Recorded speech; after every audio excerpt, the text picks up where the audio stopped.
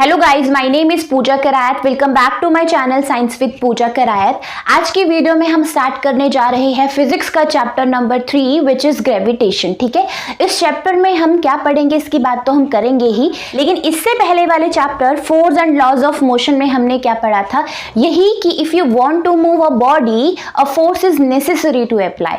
जब तक आप किसी बॉडी पर फोर्स अप्लाई नहीं करेंगे तब तक वो बॉडी मूव नहीं करेगा। कहने का मतलब a force is necessary to produce motion in a body. ठीक है, इसका एग्जांपल ऐसे देखो, अगर आप किसी भी ऑब्जेक्ट को या फिर कहो एक स्टोन को किसी हाइट से ड्रॉप कर रहे हो, आप क्या ऑब्जर्व करोगे, यही कि वो ऑब्जेक्ट अर्थ की तरफ जा रहा है या अर्थ की तरफ गिर रहा है ना। जब ये स्टोन अर्थ की तरफ गिर रहा है, क्या हम ये कह सकते हैं उस टाइम पे जो स्टोन है या जो भी ऑब्जेक्ट है ये मोशन में होगा? तो अगर ये मोशन में है तो जरूर इस पे कोई फोर्स एक्ट कर रही है जिसकी वजह से ये मोशन में है ना। यही तो पढ़ा है हमने पिछले चैप्टर में कि a force is necessary to produce motion in a body. तो क्या फोर्स है जिसकी वजह से ये स्टोन अर्थ की तरफ गिर रहा है या कोई भी ऑब्जेक्ट अर्थ की तरफ गिर रहा है? अब जिस फोर्स की वजह से ये स्टोन अर्थ की तरफ गिर रहा है, ये फोर्स है force of attraction between that stone and earth. Earth के बीच में जो फोर्स ऑफ अट्रैक्शन है इसी को कहा जाता है फोर्स ऑफ ग्रेविटेशन और ग्रेविटेशनल फोर्स। यानी किसी भी ऑब्जेक्ट का अर्थ की तरफ गिरने का रीजन क्या है? Gravitational force which is exerted by अर्थ। अब जब भी ग्रेविटेशनल फोर्स की बात आती है, सर इसेक न्यूटन को ही जाता है इसका क्रेडिट, और जाएगा भी क्यों नहीं, क्योंकि उन्होंने ही तो डिस्कवर किया था ना ग्रेविटेशनल फोर्स। अब इसके पीछे स्टोरी क्या है, that once sir Isaac Newton was sitting under an apple tree and suddenly an apple fell on him. अब उन्होंने क्या कहा, he said that this apple fell on him because the earth is exerting a force on it and this force is known as gravitational force or you can say gravity। और यही नहीं, बारिश का अर्थ की तरफ आना, पानी का नीचे की तरफ फ्लो करना, ये सभी का कॉज क्या है?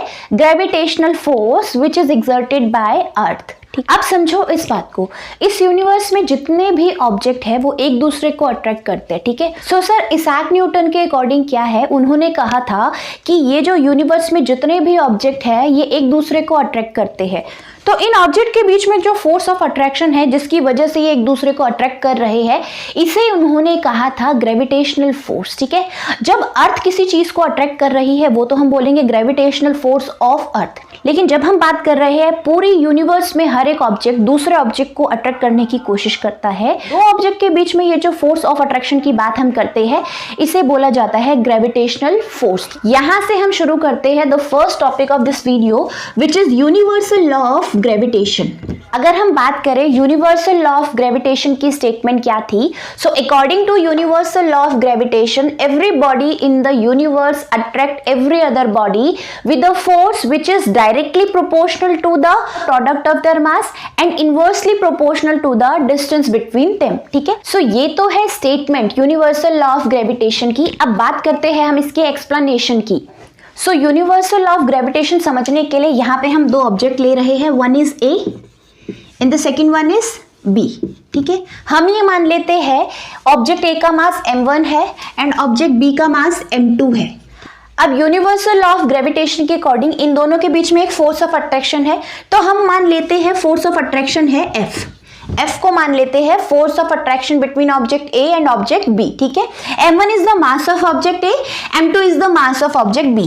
और इसके सेंटर से, कहने का मतलब, और ऑब्जेक्ट A के सेंटर से ऑब्जेक्ट B के सेंटर तक का जो डिस्टेंस है that is distance of separation, और डिस्टेंस लिख लेते हैं, डिनोट करते हैं स्मॉल d से। ठीक है, अब हमें पता चल गया m1 इसका मास, b का मास m2, दोनों के बीच में force of attraction capital F, distance of separation between them is small d। तो अब according to universal law of gravitation सबसे पहली चीज तो ये जो फोर्स है which is force of attraction और you can say gravitational force, this is directly proportional to product of their masses, यानी m1 और m2 को मल्टीप्लाई करो, इसके डायरेक्टली प्रोपोर्शनल है फोर्स। सेकेंड ये कह रहा है यही force, this force of attraction is inversely proportional to square of distance between them. ये जो फोर्स ऑफ अट्रैक्शन है ये डिस्टेंस के स्क्वायर के इनवर्सली प्रोपोर्शनल है। अब हम इन दोनों को कंबाइन करें तो हम ऐसे लिख सकते हैं F is directly proportional to product of mass and inversely proportional to square of distance between them. जब ये proportional का साइन हटेगा तो यहाँ पर आएगा एक कांस्टेंट जिसे कहा जाता है ग्रेविटेशनल कांस्टेंट और इसे डिनोट किया जाता है या रिप्रेजेंट किया जाता है कैपिटल G से. सो कैपिटल G इज, देखो बहुत बच्चे कंफ्यूज होंगे, G ग्रेविटेशनल फोर्स है. जी नहीं, ग्रेविटेशनल फोर्स को हम F से ही डिनोट करते हैं. सो ग्रेविटेशनल फोर्स को हम किससे डिनोट करेंगे? कैपिटल F से. और G यहाँ पे क्या है? यहाँ पे G एक कांस्टेंट है. It is known as universal gravitation constant. ठीक है, G m1 m2 and d square. So this is universal law of gravitation. ठीक है, m1 m2 आपको दो ऑब्जेक्ट का मास पता हो, उनके बीच का डिस्टेंस पता हो, ग्रेविटेशन कांस्टेंट हमें पता ही होता है, इसकी वैल्यू पे हम बात अभी करेंगे. तो हम क्या निकाल सकते हैं? Gravitational force. ये जो फॉर्मूला है ये यूनिवर्स में हर जगह एप्लीकेबल है. किसी भी दो ऑब्जेक्ट के बीच में ग्रेविटेशनल फोर्स को कैसे कैलकुलेट किया जा सकता है? इस फॉर्मूले से कैलकुलेट किया जा सकता है, where F is gravitational force. इस F को क्या बोला जाता है? Gravitational force. और कैपिटल G को क्या बोला जाता है? Capital G is universal gravitational constant. Force की यूनिट हमें पता ही है. फोर्स की यूनिट क्या होती है? न्यूटन होती है फोर्स की यूनिट. अब हम बात करते हैं ग्रेविटेशनल कांस्टेंट की और यू कैन से यूनिवर्सल ग्रेविटेशनल कांस्टेंट की.